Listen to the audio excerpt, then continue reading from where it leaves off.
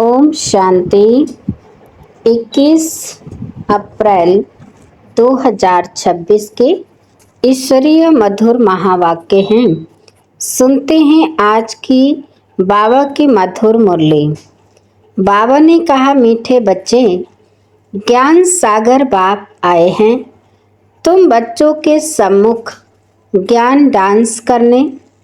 तुम होशियार सर्विसेबल बनो तो ज्ञान के डांस भी अच्छी हो। प्रश्न है, संगम युग पर तुम बच्चे अपने में कौन सी हॉबी आदत डालते हो? उत्तर है, याद में रहने की। यही है रूहानी हॉबी। इस हॉबी के साथ साथ तुम्हें दिव्य और अलौकिक कर्म भी करने हैं। तुम हो ब्राह्मण, तुम्हें सबको सच्ची सच्ची कथा जरूर सुनानी है। सर्विस की भी तुम बच्चों में हॉबी होनी चाहिए। गीत है, धीरज धर मनवा, सुख के दिन आए कि आए। ओम शांति। जैसे कोई हॉस्पिटल में बीमार होते हैं तो पेशेंट दुख से छूटने की आस रखते हैं। डॉक्टर से पूछते हैं क्या हाल है, कब यह बीमारी छूटेगी। वह तो सब है हद की बातें, यह है बेहद की बात। बाप आकर बच्चों को राय देते हैं। यह तो बच्चे जान चुके हैं कि बरोबर सुख और दुख का खेल है। यूँ तो तुम बच्चों को सतयुग में जाने से भी जास्ती फायदा यहाँ है, क्योंकि जानते हो कि इस समय हम ईश्वरीय गोद में हैं, ईश्वरीय औलाद हैं। इस समय हमारी बहुत ऊंच से ऊंच गुप्त महिमा है। मनुष्य मात्र बाप को शिव, ईश्वर, भगवान भी कहते हैं, परंतु जानते नहीं हैं, बुलाते रहते हैं। ड्रामा अनुसार ही ऐसा हुआ है। ज्ञान और अज्ञान दिन और रात गाते भी आते हैं, परंतु तमो प्रधान बुद्धि ऐसे बन गए हैं जो अपने को तमो प्रधान समझते ही नहीं हैं। किसकी तकदीर में बाप का वर्षा हो तब तो बुद्धि में बैठ सके। बच्चे जानते हैं कि हम बिल्कुल ही घोर अंधियारे में थे। अब बाप आया है तो कितना सोझरा मिला है। बाप जो नॉलेज समझाते हैं वह कोई भी वेद शास्त्र ग्रंथ आदि में नहीं है, वह भी बाप सिद्ध कर बताते हैं। तुम बच्चों को रचता और रचना के आदि मध्य अंत की रोशनी देता हूँ, वह फिर प्रायः लोप हो जाती है। मेरे बिगर फिर किसको ज्ञान मिल ना सके, फिर यह ज्ञान प्रायः लोप हो जाता है।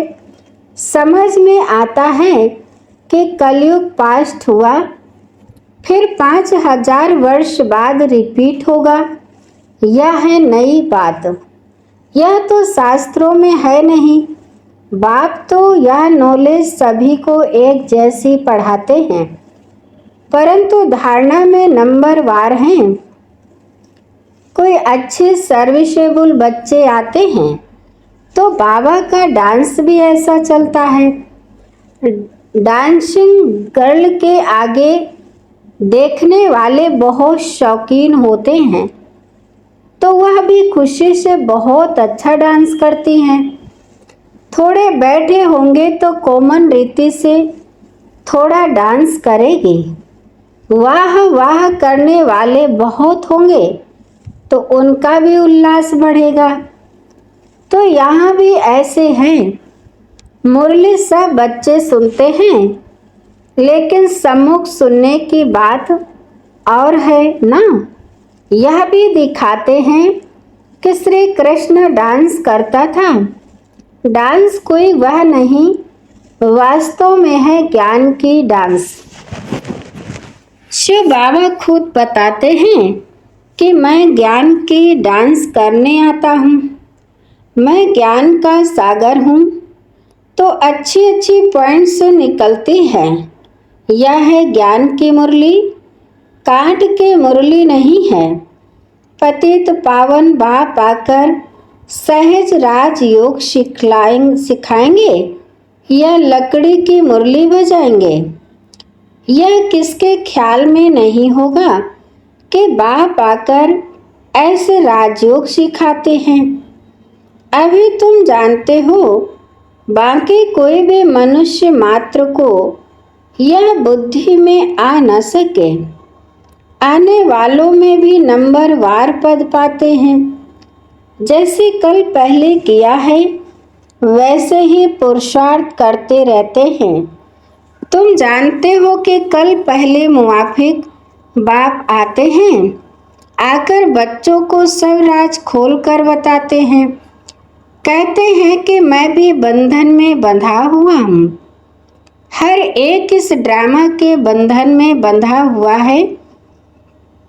जो कुछ सतयुग में हुआ था वही फिर होगा। कितनी अनेक प्रकार की योनियां हैं। सतयुग में इतनी योनियां थोड़े ही होंगी। वहाँ तो थोड़ी वैरायटी होती है, फिर वृद्धि को पाते रहते हैं। जैसे धर्म भी बढ़ते जाते हैं ना। सतयुग में तो थे नहीं। जो सतयुग में थे वह फिर सतयुग में ही देखेंगे। सतयुग में कोई भी छीछी गंध करने वाली चीज हो न सके।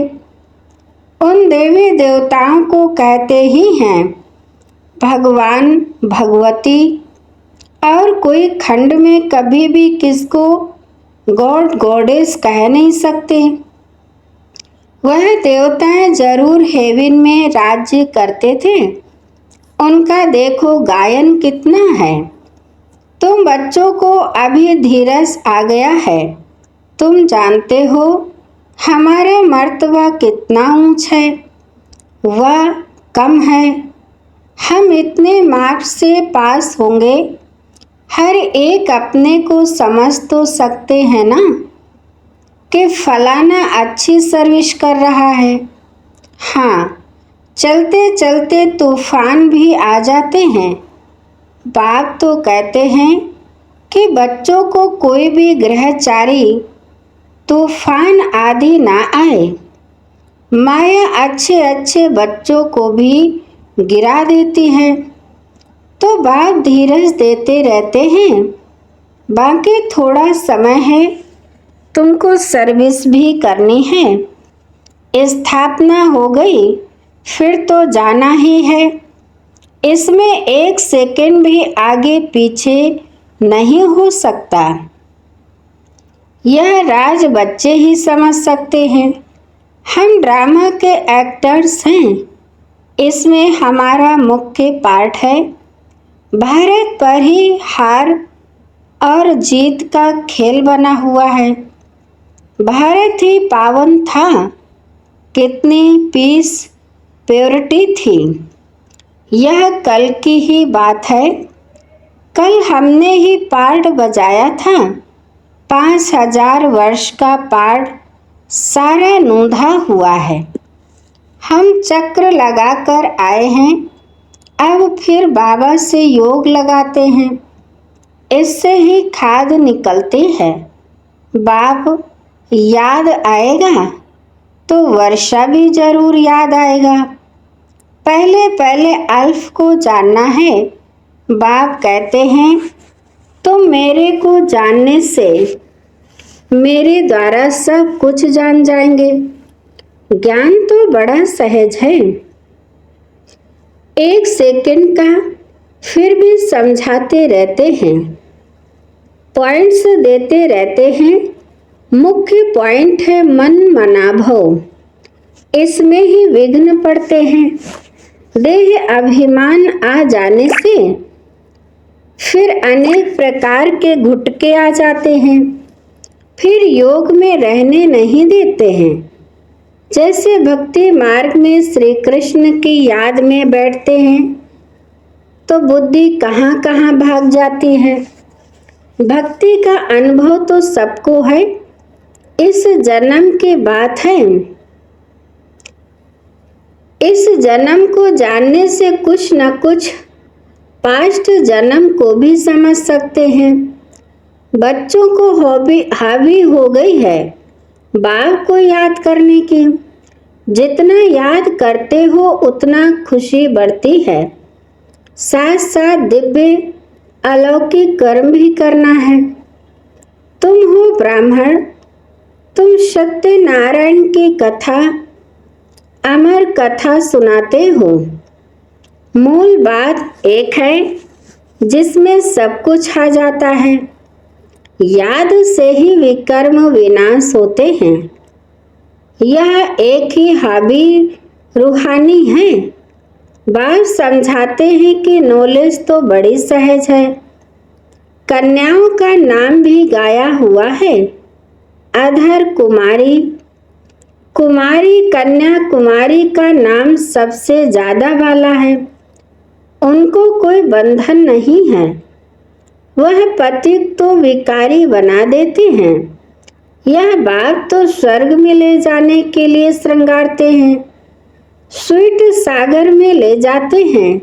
बाप कहते हैं इस पुरानी दुनिया को पुरानी देह सहित बिल्कुल भूल जाओ।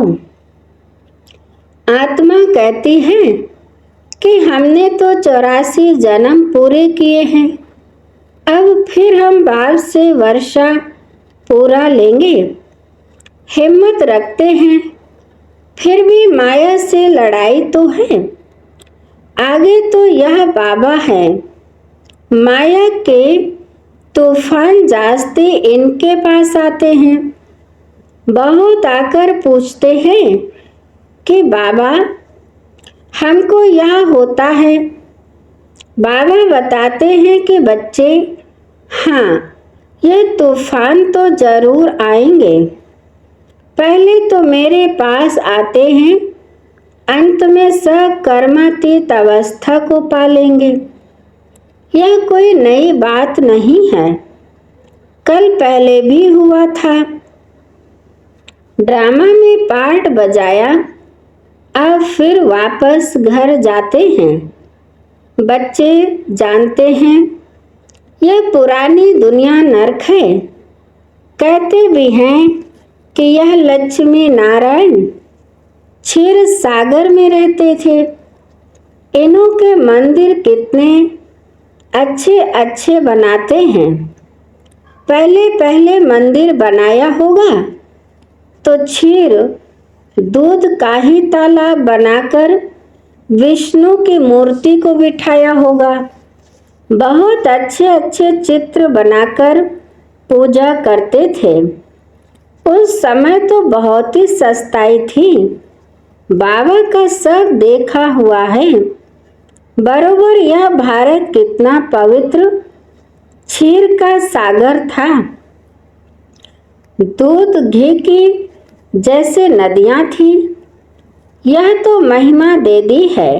स्वर्ग का नाम लेते ही मुख पानी होता है।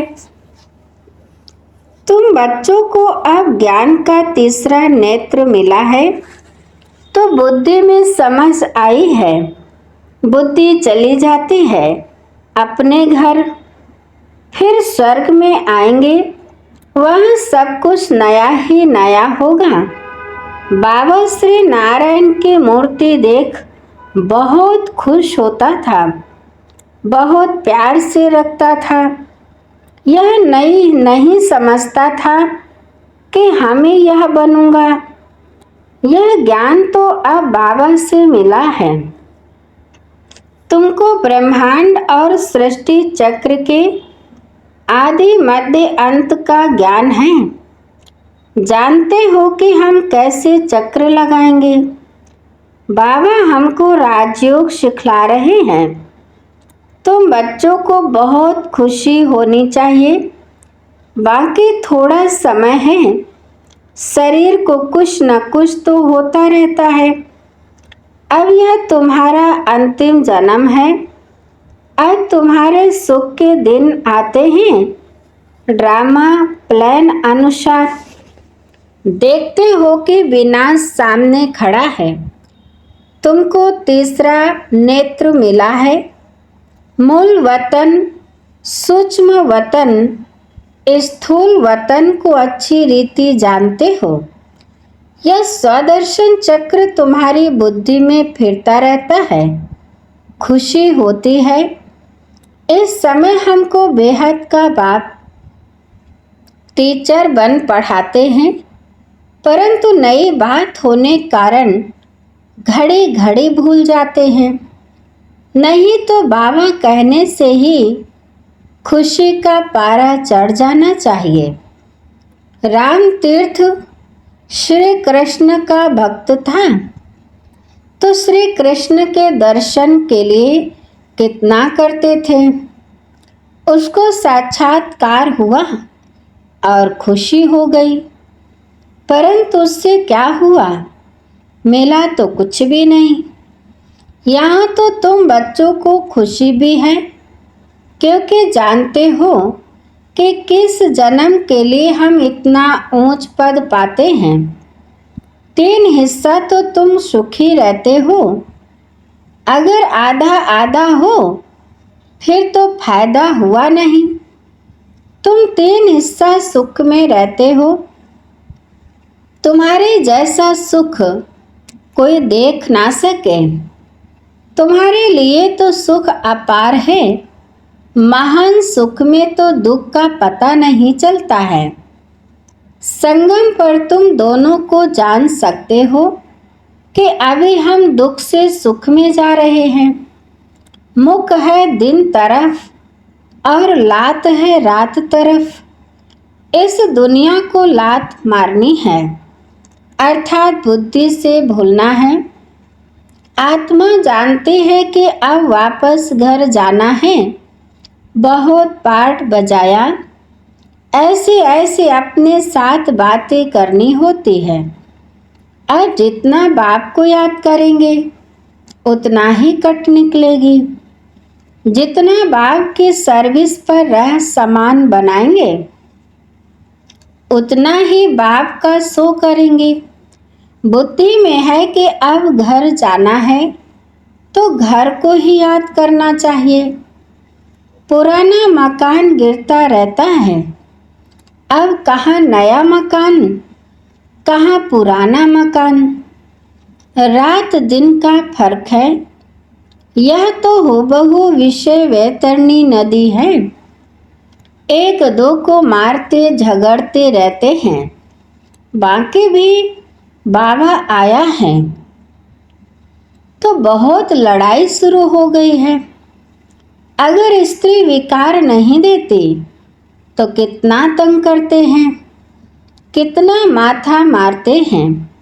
कल पहले भी अत्याचार हुए थे, वह अभी की बात गाई जाती है।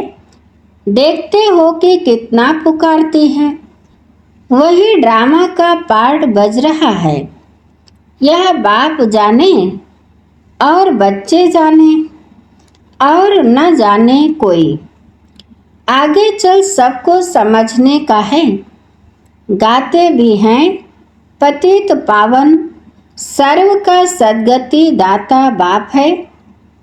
तुम कोई को भी समझा सकते हो कि भारत स्वर्ग और नर्क कैसे बनता है।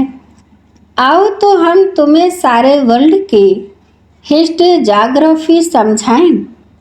यह बेहद की हिस्ट्री ज्योग्राफी ईश्वर ही जाने। और कोई के और ईश्वर के तुम बच्चे जानो।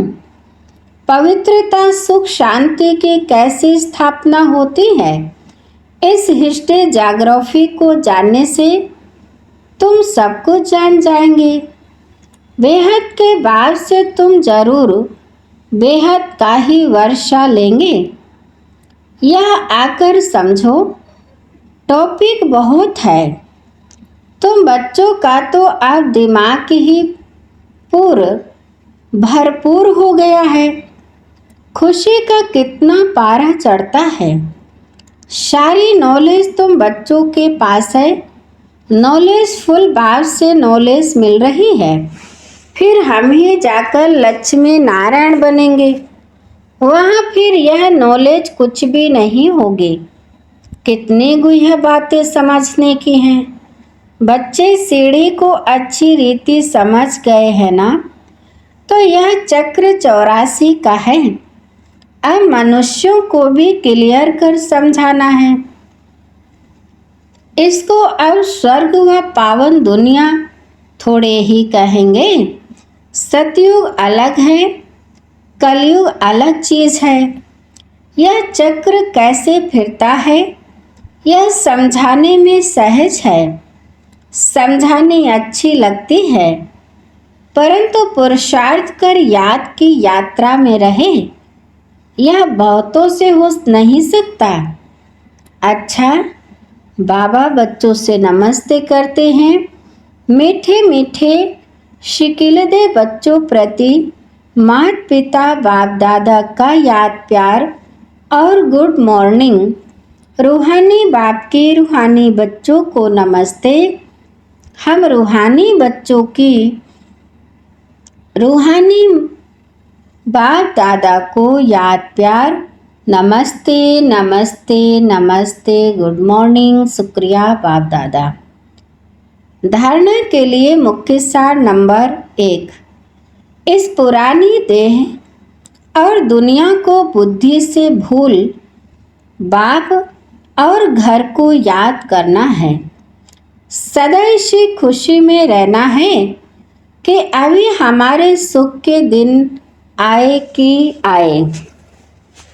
नंबर 2, नॉलेजफुल बाप से जो नॉलेज मिली है उसका सिमरण कर दिमाग को भरपूर रखना है। देह अभिमान में आकर कभी भी किसी प्रकार का घुटका नहीं खाना है।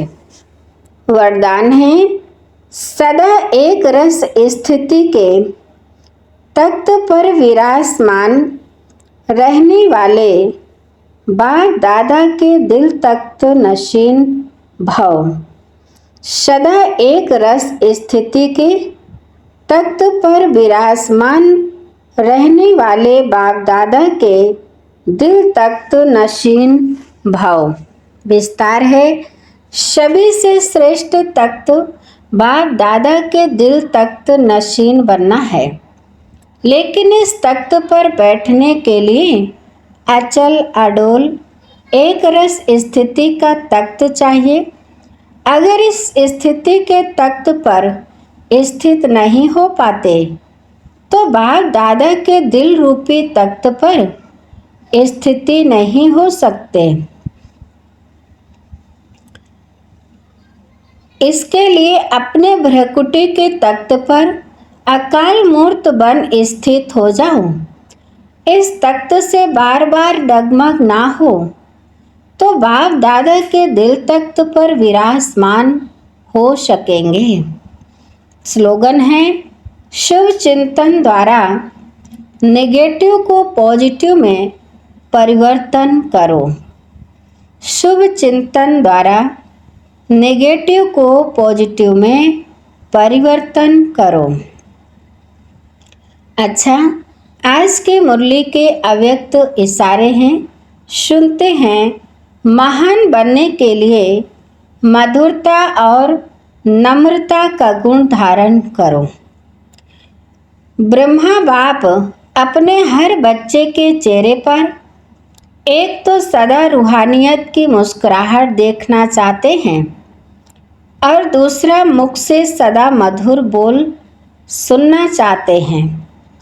एक शब्द भी मधुरता के बिना नहीं हो। चेहरे पर रूहानियत हो, मुख में मधुरता हो और मन बुद्धि में सदा सुभावना, रहम दिल की भावना, दातापन की भावना हो। हर कदम में फॉलो फादर हो, यही पालना का रिटर्न दो। अच्छा, आज की मुरली यहीं पर समाप्त होती है। मीठे मीठे प्यारे प्यारे बाप दादा को दिल से बहुत बहुत शुक्रिया। आप सभी महान आत्माओं को भी दिल से शुक्रिया। ओम शांति शांति।